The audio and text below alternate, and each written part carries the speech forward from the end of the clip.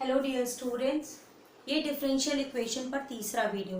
दो और videos basic concepts को रिलेट करके मैंने आए हैं, आप इसको डिस्क्रिप्शन बॉक्स में चेक कर सकते हैं। This is the last video on differential equation, last video on the basis of the concept. इस वीडियो में मैं आप लोगों को डिफरेंशियल इक्वेशंस को इंटीग्रेटिंग फैक्टर यूज़ करके कैसे सॉल्व करते हैं ये एक्सप्लेन करने जा रही हूँ। इसके लिए मैंने एक क्वेश्चन लिया है और उसी से मैं आपको समझाने की कोशिश करूँगी। पहली बात यह है कि जो इंटीग्रेटिंग फैक्टर की इक्वेशन को जो हम सॉल्व करते हैं उसमें इक्वेशन मेरी किस फॉर्म में आ जानी चाहिए। आप इक्वेशन को जब कंसिडर करेंगे तो इक्वेशन आपकी कुछ इस फॉर्म में रिड्यूस हो जाएगी, तो फिर आपके लिए आसानी होगा। यानी आपका यहाँ पे फर्स्ट ऑर्डर होगा, आपके कुछ भी वैल्यूज होंगी, यहाँ पर आपका dy बाई डी एक्स है, तो जिसका आप ये dy बाई डी एक्स कर रहे हैं वही वेरिएबल यहाँ पर होगा, और यहाँ पर आपकी कुछ भी कांस्टेंट वैल्यूज हो सकती हैं किसी भी वेरिएबल में। तो अब आपको जैसे ये क्वेश्चन दिया हुआ है x dy by D X plus 2y is equal to X square, इसको आप अगर कंसिडर करिए तो यहाँ देखिए फर्स्ट ऑर्डर आ रहा है, लेकिन यहाँ पर इसके साथ x है, तो इसको हम रिड्यूस कर लेंगे, यानी x को पूरे में डिवाइड कर देंगे।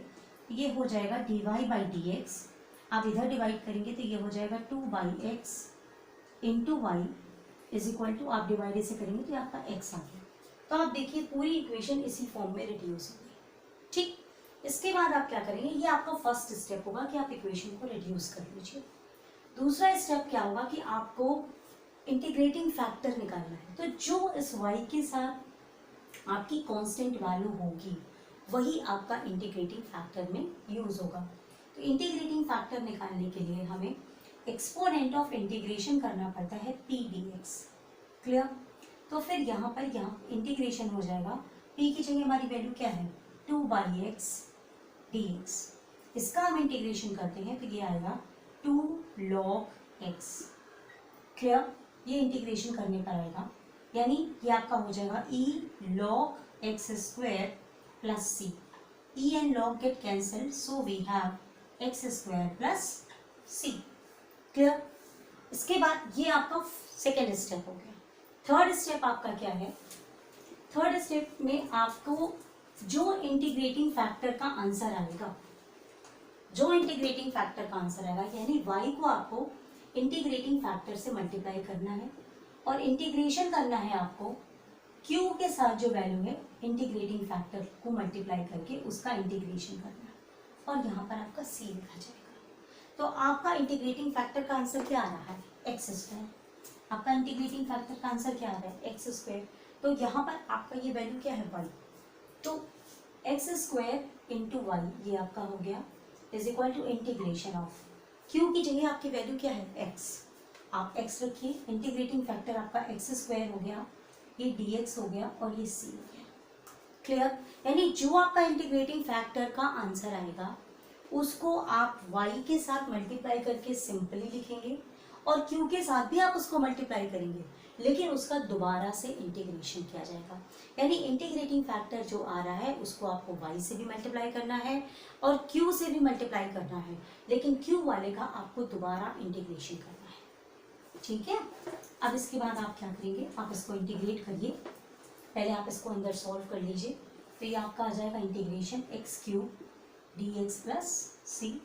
अब आप इसको इंटीग्रेट करेंगे तो ये हो जाएगा एक्स 4 बाई 4 प्लस सी, और इधर आपका हो जाएगा एक्स स्क्वायर और वाई। लेकिन यहाँ पर आपको सी की वैल्यू अगर निकालने को कही जाएगी तो आप उसको सॉल्व करके अंदर यहाँ सब्स्टिट्यूट करके ही आंसर कंप्लीट होगा। जैसे आपको यहाँ पर वैल्यू दी हुई है y of 1 is equal to 1, so this is 1 is the value for the x and this is the value for the y।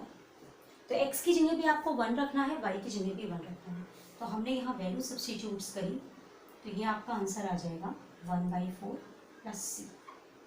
तो ये आ जाएगा 1 minus 1 by 4 is equal to C, that means 3 by 4 is equal to C. और जब आप इसमें इसको substitute कर देंगे तो यहाँ पर ये आपका आंसर आ जाएगा 3 बाई 4। तो this is the required answer, और आप 4 से इधर मल्टीप्लाई कर सकते हैं, तो 4x square Y minus X 4 minus या is equal to 3, this is your answer. इस तरीके से इंटीग्रेटिंग फैक्टर का यूज़ करके आप इक्वेशंस को आराम से सॉल्व कर सकते हैं। मैं नेक्स्ट क्वेश्चन लेने जा रही हूँ उसमें दोबारा आपको समझाऊंगी, आप मेरे साथ फॉलो कीजिए। अब बेटा ये दूसरा क्वेश्चन देखिए, उसी तरह क्वेश्चन है, थोड़ा सा एक्सटेंड किया है, ठीक है। अब देखिए y of 1 is equal to 1, then find the value of y 1/2 for the equation this। अब आपके पास ये इक्वेशन है, आप फिर से उसको उसी फॉर्म में ट्रांसफॉर्म कीजिए। तो आपको dy बाई डी एक्स को सिग्नल करना है, तो आपके पास यहाँ जो भी कोफिशिएंट है आप उससे डिवाइड कर दीजिए। आपकी इक्वेशन बन जाएगी dy by D X plus 2/x y is equal to X square by X. तो ये डिवाइड हो गया, तो ये आपका क्या आ जाएगा, x आ जाएगा, ठीक है। उसी इक्वेशन को मैं थोड़ा सा एक्सटेंड कर रही हूँ, क्लियर। अब आप इसको सॉल्व करेंगे, तो आपको एक्सटेंड करने के बाद सेकेंड आपको इंटीग्रेटिंग फैक्टर निकालना है। तो एक्सपोनेंशियल ऑफ 2/x dx, आप इसको इंटीग्रेट करेंगे तो ये हो जाएगा e2 log x, फिर ये हो जाएगा e log x स्क्वायर। तो जब e और log एक साथ होता है तो ये कट जाता है, तो ये आपका बनेगा x स्क्वायर। ये आपका आ गया इंटीग्रेटिंग फैक्टर, क्लियर हो गया, याद हो गया, ये इंटीग्रेटिंग फैक्टर हो गया। अब इस इंटीग्रेटिंग फैक्टर को हमको से भी मल्टीप्लाई करना है, इस इंटीग्रेटिंग फैक्टर को हमको q से भी मल्टीप्लाई करना है, जो उधर कांस्टेंट वैल्यू आ रही है, लेकिन इसका इंटीग्रेशन कर देना है और प्लस c लगाना है, ठीक है। ये मेथड है। अब हम इसको यहाँ पर लिख करके सॉल्व करने जा रहे हैं, ठीक। देखिए आपका इंटीग्रेटिंग फैक्टर क्या है, एक्स स्क्वायर, इसको आप y से मल्टीप्लाई करेंगे, X square Y is equal to integration of x square, और क्यों की जगह आपका क्या है x और प्लस c। आपको क्वेश्चन रिपीटेड लग रहा होगा, लेकिन उसी क्वेश्चन को लेने से क्या है कि वो आपको दिमाग में आ जाएगा, और उसके आगे का भी आप एक्सटेंशन सीख जाओगे। नेक्स्ट क्वेश्चन में अगले पैटर्न का ले लूँगी। अब आप इसको फिर से इंटीग्रेशन करेंगे, आपको पता है एक्स क्यूब हो जाएगा, फिर as similar this becomes x4/4 plus c, and here we have x square y, and again y of 1 is equal to 1, we put all the values, so we have 1 is equal to 1/4 plus c, so value of c is equal to 1 minus 1/4, that is 3/4, clear. तो अब आपकी equation यहाँ पर क्या बन गई, आपने यहाँ पर c की जगह क्या रख दिया, 3/4। इतना आपको मैंने पहले सिखा दिया। अब इसी में थोड़ा देखिए बढ़ा करें, find the value of y 1/2। आपको कहा गया है y 1/2 की वैल्यू निकालनी, तो 1/2 क्या है, ये x का वैल्यू है, x की जगह आपको रखना है। तो आपने x की जगह 1/2 रखा, whole square y is equal to 1/2 to the power 4 into 4 plus 3/4। ये आपका आंसर हो जाएगा, 2 2 ज़ा 4, 2 ज़ा 8, 2 ज़ा 16, 4 ज़ा 64 प्लस 3/4। तो ये आपका आ जाएगा 64, 1 प्लस 16 3 ज़ा 48, दैट मीन्स 49/64। अब इधर आपका लिखा हुआ है वो आप उधर लेके जाएंगे और आप इसको मैथमेटिकली सॉल्व कर लेंगे। तो अगर इस तरीके से आपसे वैल्यू पूछी जाएंगी तो आप उसी तरह डिफरेंशियल इक्वेशन सॉल्व करने के बाद वैल्यू रख के सॉल्व करेंगे।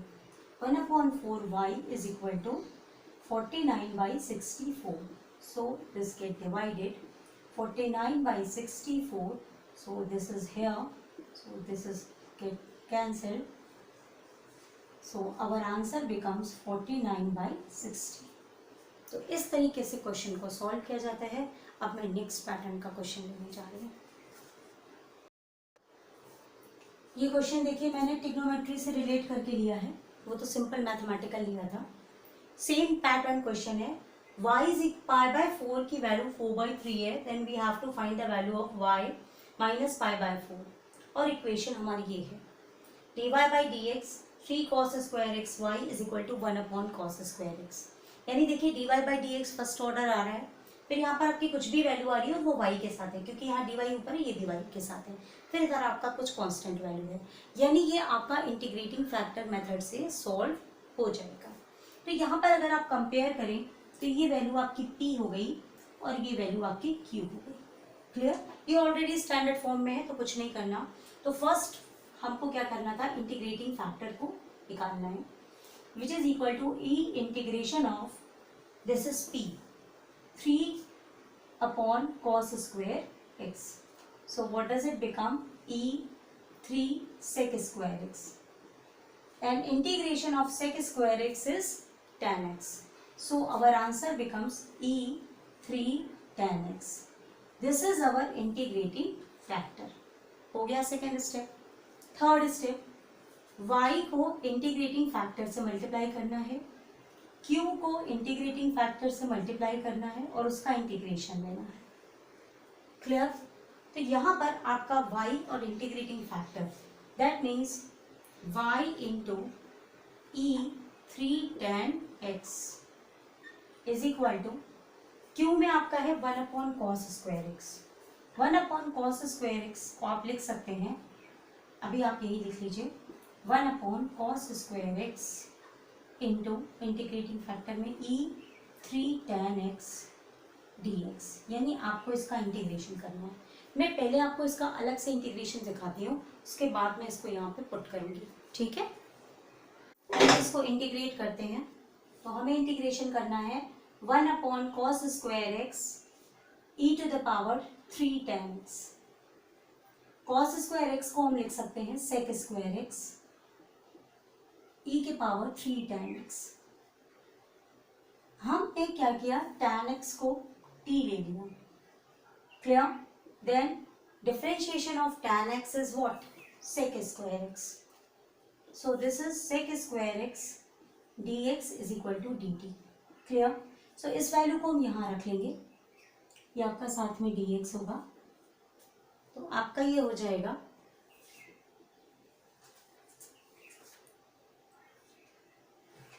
tan x को आपको t रखना है. ठीक है, तो ये sec स्क्वायर x dx पूरे की जगह आपका dt हो गया, ये हो गया E3t dt.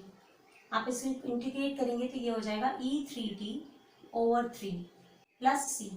दैट मीन्स आपका इंटीग्रेशन क्या निकल के आया, E3 tan x ओवर 3. इस पूरे का इंटीग्रेशन आपका क्या आ गया, E3 tan x ओवर 3. वो आप यहाँ पुट करेंगे तो ये हो जाएगा y E3 tan x is equal to E3 tan x over 3 plus c. अब आपको c की वैल्यू यहाँ पर सॉल्व करनी है कि क्या आएगी. उसको सॉल्व करने के लिए हम क्वेश्चन में वापस जाएंगे कि हमको लिखा हुआ है y π/4 वैल्यू पे 4/3 आएगा. यहीं से हम c का कैलकुलेट करेंगे, यानी x की जगह हमको π/4 रखना है. ठीक है, अब हम इसको वैल्यूज में रखेंगे.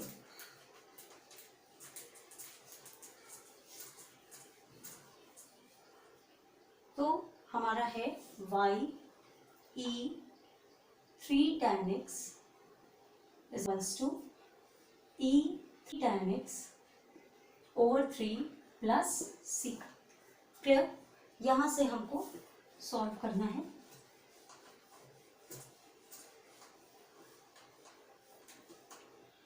आपको x की जगह π/4 रखना है. दैट मीन्स, और y का वैल्यू आपका आ रहा है 4/3, तो ये y की जगह आ जाएगा 4/3.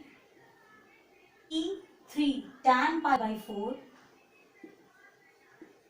is equal to E3 tan π/4 over 3 plus c.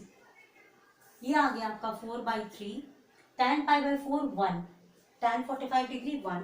So this is E3 is equal to similarly E3/3 plus c.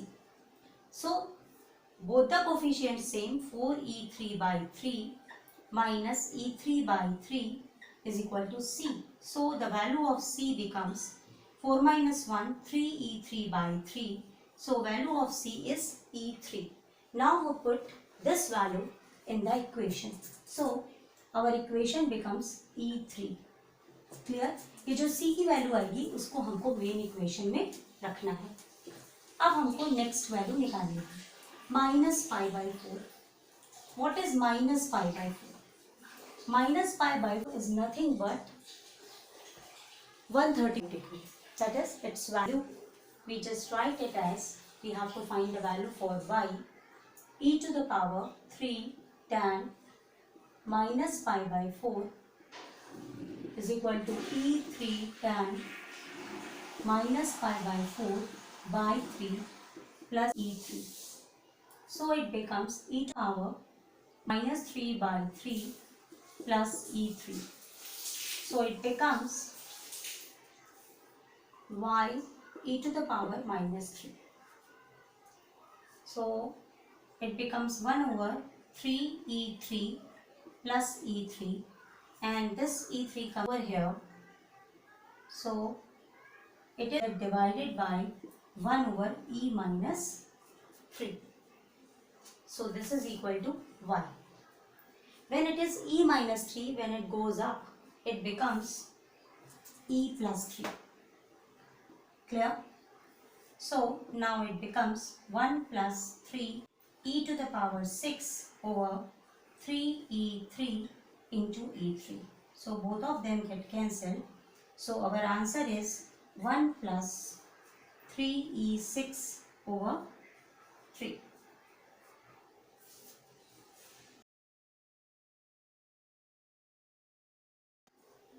अब बेटा डिफरेंशियल इक्वेशन पर ये डिफरेंट कंसेप्ट पे क्वेश्चन देखिए.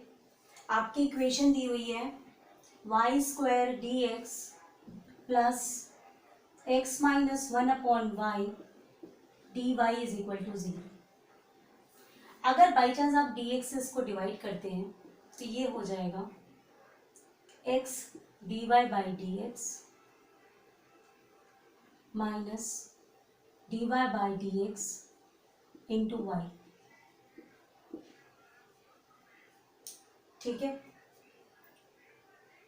अब इसके बाद आपका ये हो जाएगा, यहाँ पर आप देखिए 2 बार d Y by D x आ रहा है और ये बहुत दिक्कत हो जा रही है. तो ये D Y by D X का क्वेश्चन नहीं है.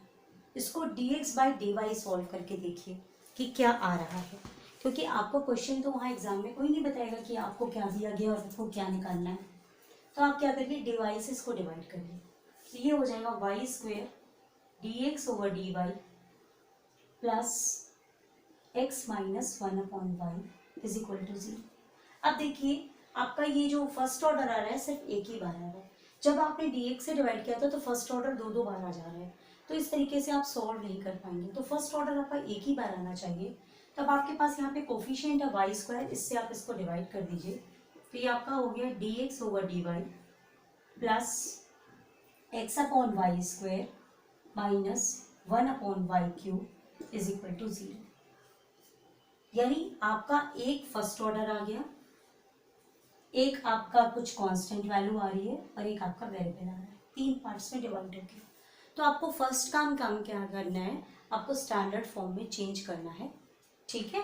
तो ये स्टैंडर्ड फॉर्म में चेंज हो गया. अब यहाँ पर आप एक बात ध्यान दीजिए, ये आपका डी एक्स ऊपर है, तो आपका जो p के साथ वेरिएबल होगा वो x के फॉर्म में होगा, क्योंकि यहाँ पर डी एक्स ऊपर है. यानी आपका ये वेरिएबल चेंज हो गया D X over D Y plus 1 upon Y square into X. तो ये आपका p बना और आप इसको इक्वल टू कर दीजिए 1 अपॉन वाई क्यूब. तो ये आपका q बन गया. क्लियर? ये समझने की जरूरत है. अब इसके बाद सेकेंड स्टेप है, आपको इंटीग्रेटिंग फैक्टर फाइंड करना है. इतना आप नोट कर लीजिए.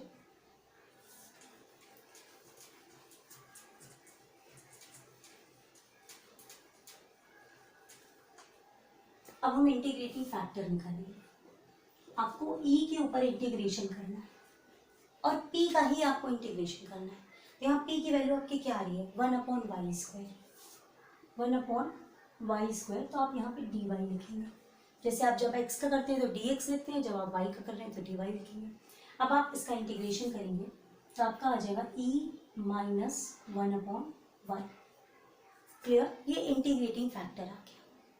इसके बाद हमको क्या करना है, इंटीग्रेटिंग फैक्टर को जैसे वो y पे था तो इधर y से मल्टीप्लाई करते थे, अब ये x पे चल रहा है तो इधर वाले इंटीग्रेटिंग फैक्टर को हम x से मल्टीप्लाई करेंगे, फिर इधर वाले इंटीग्रेटिंग फैक्टर को हम q से मल्टीप्लाई करेंगे और उसका इंटीग्रेशन करेंगे प्लस c. और q की वैल्यू जो इक्वल टू के इधर होती है वो वाली होती है. ठीक है. अब हम यहाँ वैल्यूज रखने जा रहे हैं.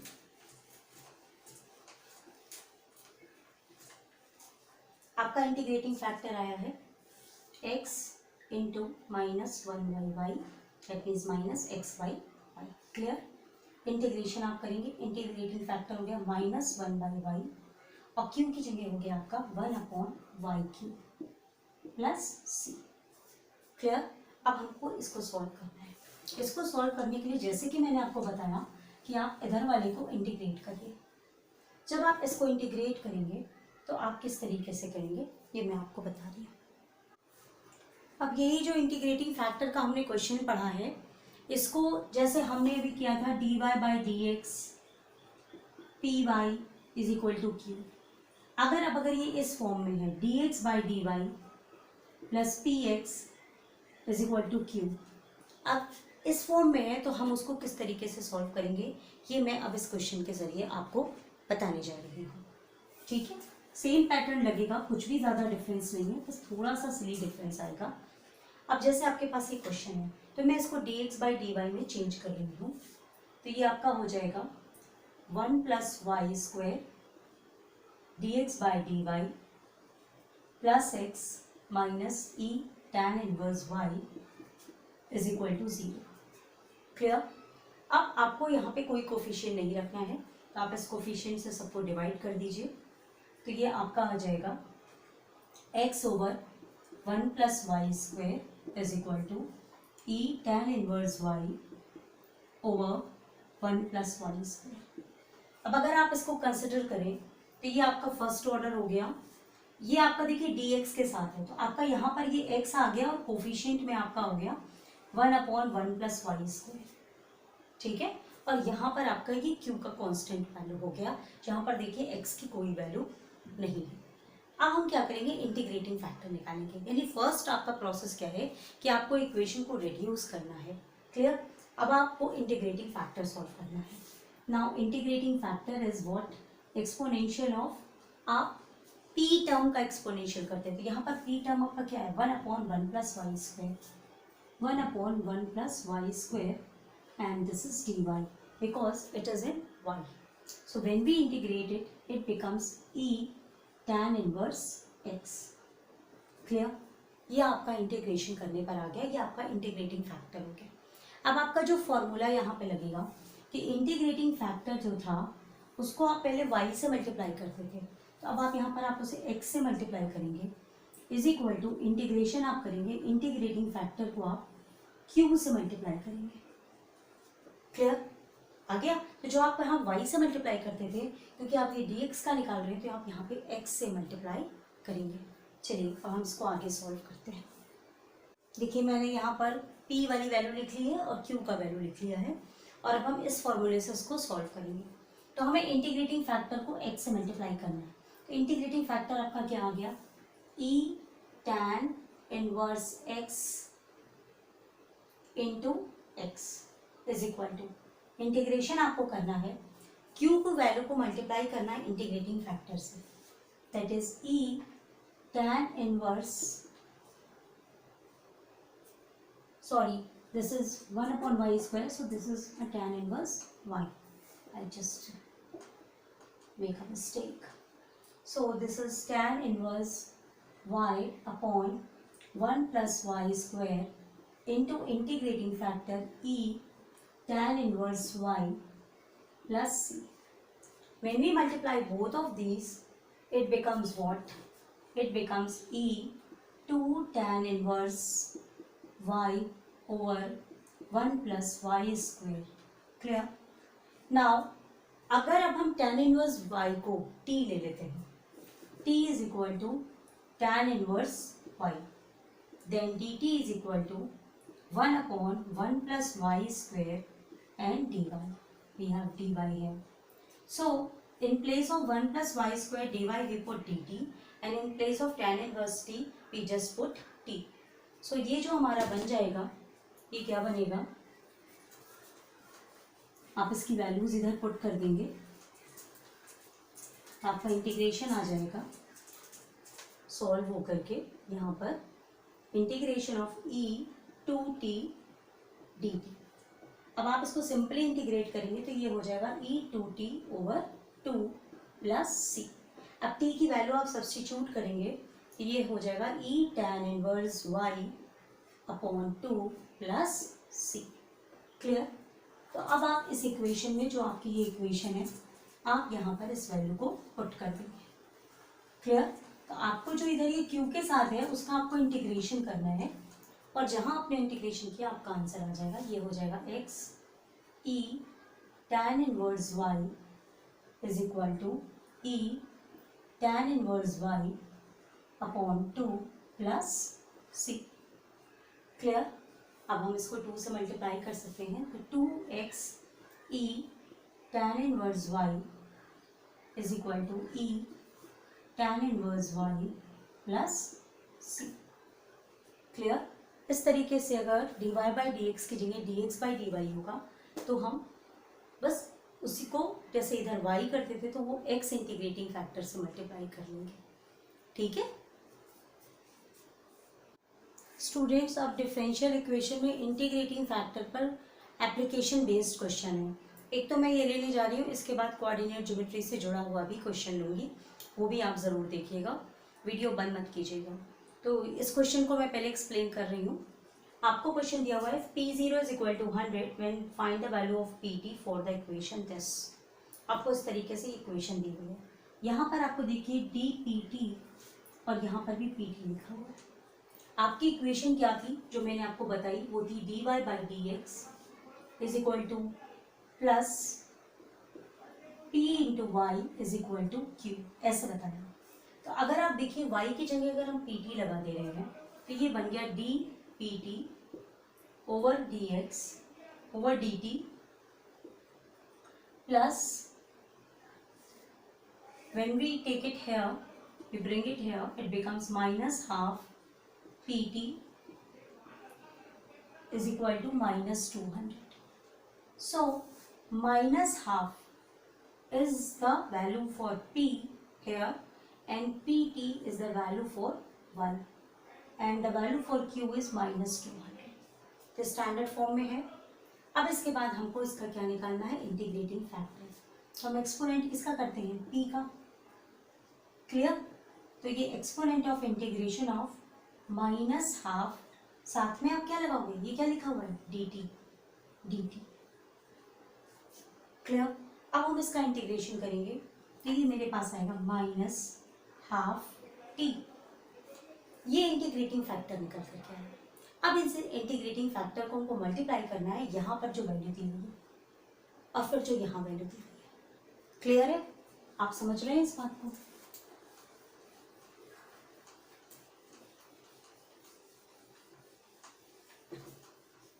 आपको इंटीग्रेटिंग फैक्टर को मल्टीप्लाई करना है, इंटीग्रेटिंग फैक्टर को मल्टीप्लाई करना है पहले pt के साथ is equal to integration of निकालना है इंटीग्रेटिंग फैक्टर इंटू क्यू।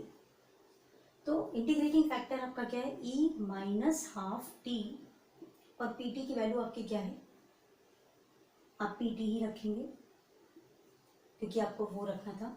फिर आप ये इंटीग्रेशन करेंगे, integrating factor of e minus half t and value of q is minus 200। अब आप इसका इंटीग्रेशन करेंगे, ये हो जाएगा माइनस 200 e के power minus half t as it is and this is minus half, so it get multiply और minus cancel हो जाएगा और ये हो जाएगा 400 e minus half t। Clear.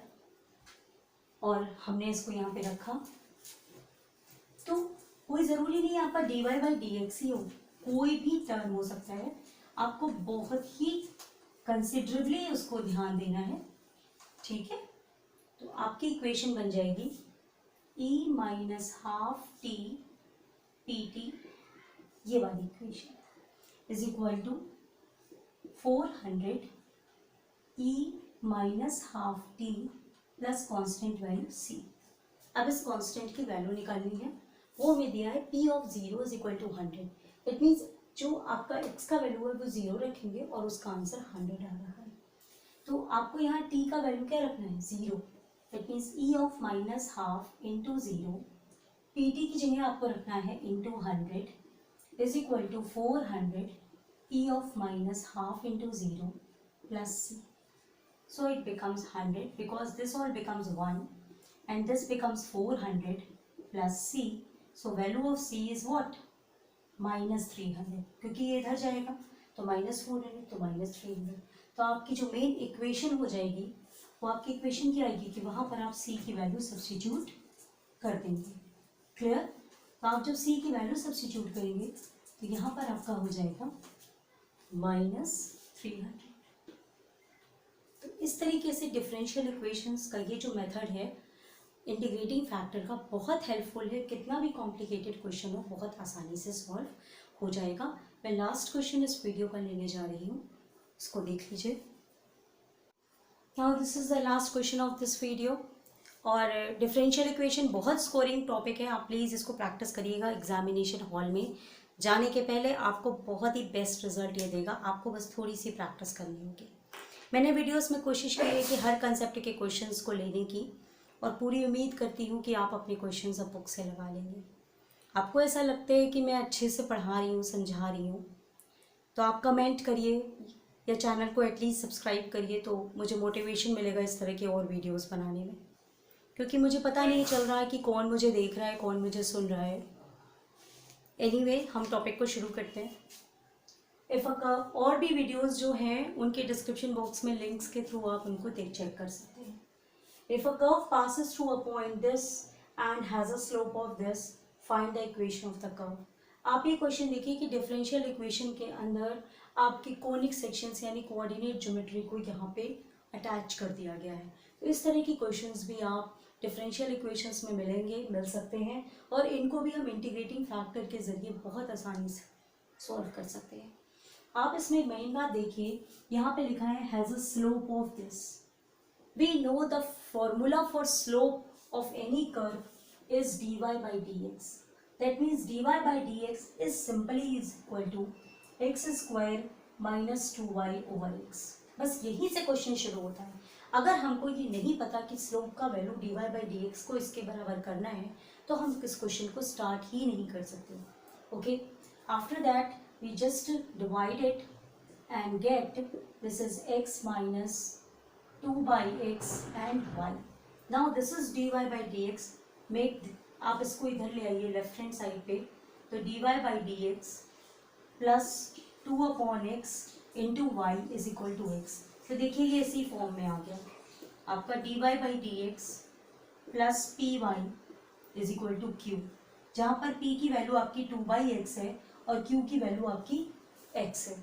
अब आपका सेकेंड स्टेप है, आपको इंटीग्रेटिंग फैक्टर को फाइंड करना है। ठीक है, मैं यहाँ पे इस पोर्शन को यूज कर रही हूँ। इंटीग्रेटिंग फैक्टर आपको फाइंड करना है। Integrating factor is equal to exponent of, आप p का इंटीग्रेट करोगे, p का इंटीग्रेट आपका क्या है 2 बाई एक्स, क्लियर, और dx आपका यहाँ पर जो नीचे होता है dx वो आप यहाँ लगाओगे। आप इसका इंटीग्रेशन करोगे तो ये हो जाएगा e2 log x, that means e log x square, that means इसका आंसर आएगा x स्क्वेयर। तो इंटीग्रेटिंग फैक्टर आपको क्या मिल गया x स्क्वेयर। अब यहाँ से आपका शुरू होता है थर्ड स्टेप। थर्ड स्टेप जैसे कि मैंने आपको सिखाया है, आपको y से निकाल रहे हो, integrating factor into Y is equal to integration of integrating factor into q plus c. आपका इंटीग्रेटिंग फैक्टर है x square into Y is equal to integrating factor of x square, value for q is what x plus c. उसके बाद आप इसको solve कर लीजिए, integrate कर लीजिए, तो आपका ये हो जाएगा X cube by 3 plus C and here X square into Y. अब आपको सी का वैल्यू फाइंड करना है। तो आप देखिए आपका कर्व पास हो रहा है 1, -2 से, कर्व आपका पास हो रहा है 1, -2 से। तो ये आपकी x की वैल्यू है और ये आपकी y की वैल्यू है। आप दोनों वैल्यूज को इसमें पुट कर दीजिए और आपकी c की वैल्यू आ जाएगी। तो आपने ये 1 का स्क्वायर किया इंटू -2 इज इक्वल टू 1 का क्यूब ओवर 3 प्लस सी। आंसर आ गया -2 is equal to 1/3 plus c. So we have -2 minus 1/3 is equal to 6. 3 2 6 1 minus 7/3. तो आप c की जगह बस यहाँ पर क्या रख देंगे -7/3 मेन इक्वेशन में। ठीक, अब आप इसके बाद इसको थोड़ा सा स्टैंडर्ड फॉर्म में चेंज कर लीजिए। आप देखिए दोनों में 3 आ रहा है, तो 3 से हम इधर मल्टीप्लाई कर देंगे। 3x² y इज इक्वल टू x³ माइनस 7, और ये इस तरीके से हो जाएगा x³ minus 3x² y is equal to 7। So this is the equation of the curve. तो डिफरेंशियल इक्वेशन को सॉल्व करने के लिए इंटीग्रेटिंग फैक्टर का यूज़ करके डिफरेंशियल इक्वेशन बहुत आसानी से सॉल्व हो सकती है। बस इसमें आपको याद रखना है कि आपका फर्स्ट ऑर्डर ही रहेगा dy/dx या dx/dy, इस तरीके से। Okay, thank you, all the best for your studies.